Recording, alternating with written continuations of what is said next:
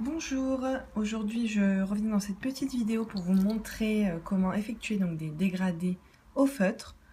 Donc c'est pas compliqué, je vais vous montrer ma technique en espérant que ça vous serve. Donc je vais vous montrer avec différentes marques de feutres.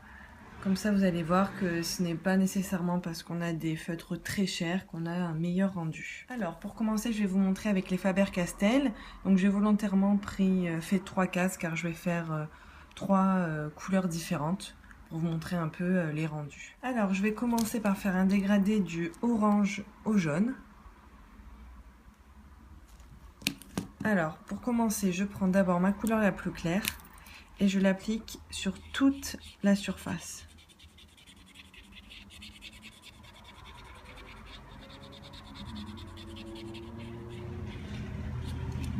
Ensuite, je prends la couleur intermédiaire.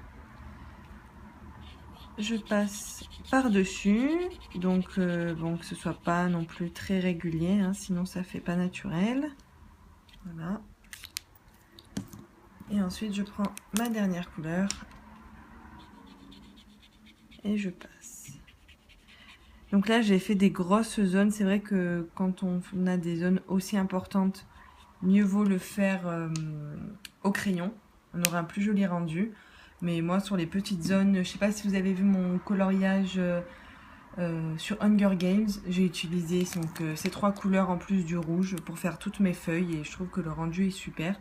Mais c'est vrai que si on a des grosses zones, il vaut mieux privilégier le crayon déjà parce qu'on aura moins de traces. Donc voilà.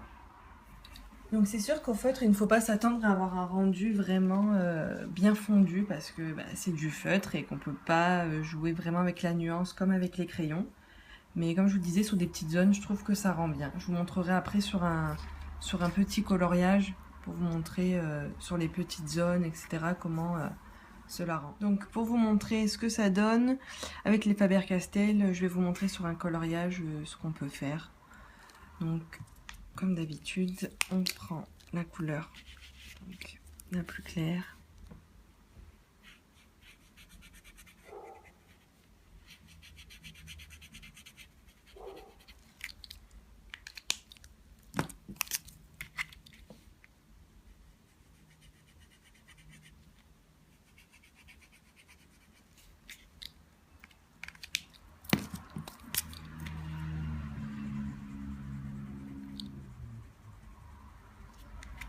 Et hop, voilà ce que ça donne.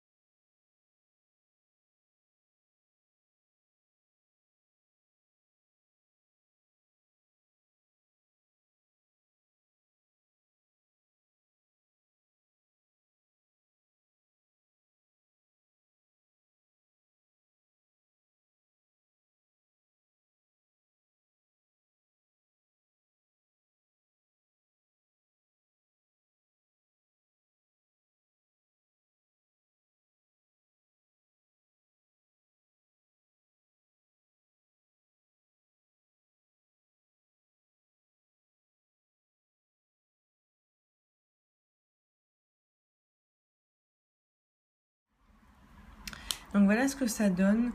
Pour les feutres, c'est vrai que c'est bien d'avoir des teintes quand même assez rapprochées parce qu'on peut pas bien fondre les transitions entre les couleurs comme avec les crayons. C'est directement très intense. Donc c'est vrai que pour avoir un rendu un peu plus joli, c'est mieux d'avoir des teintes rapprochées et de pas faire des choses très droites, c'est-à-dire des traits vraiment droits. Donc, vous voyez, j'ai fait des petites irrégularités, des petits pics, voilà, histoire que ce soit plus joli. Parce que si on fait vraiment quelque chose de très droit, de très carré, ça va pas être très très joli. Donc finalement, je vais continuer sur ce support-là. Je pense que c'est mieux pour illustrer le propos de le faire directement sur un coloriage que sur des grosses surfaces comme j'avais fait. Donc je vais vous montrer toujours avec les Faber-Castell. Je vais vous montrer avec 3 teintes de bleu. Toujours le plus clair en premier.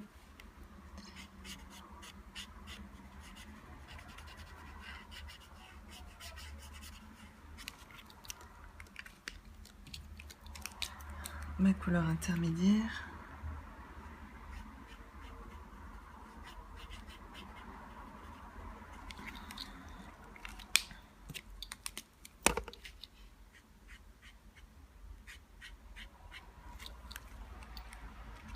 Et voilà.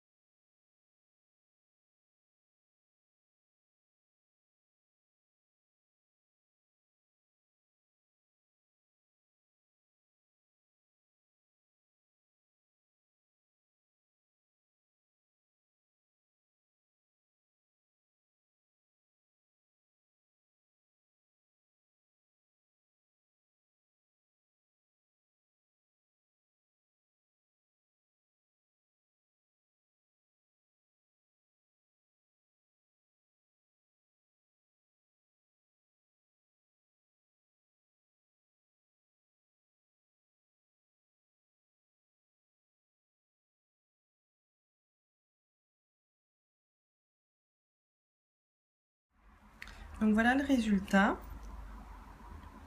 Donc moi j'aime bien, il m'arrive de temps en temps de faire quelques dégradés au feutre.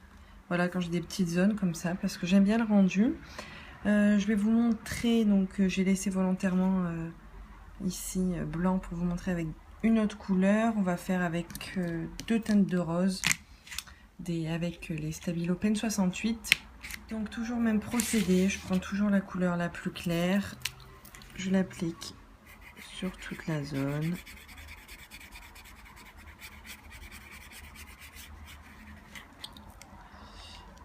Et ensuite avec la deuxième couleur, je viens faire des traits toujours irréguliers, hein, pas quelque chose de carré, vous voyez.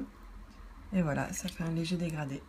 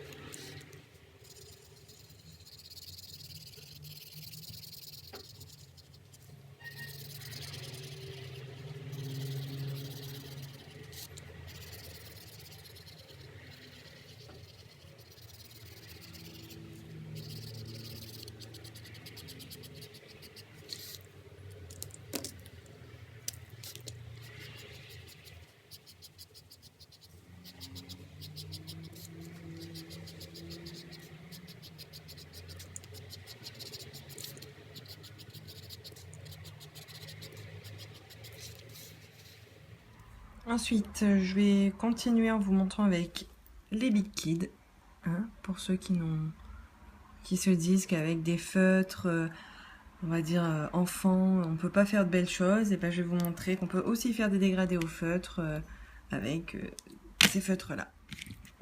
Comme d'habitude, je prends ma couleur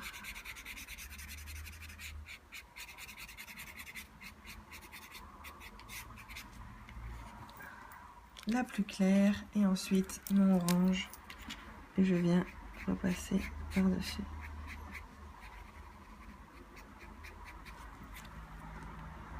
Et voilà. Et si je veux à peine fondre ici, je repasse un peu au jaune. Et voilà. Donc un petit conseil, donc pour les liquides, malheureusement j'ai trop attendu, donc du coup comme vous pouvez voir il y a des démarcations.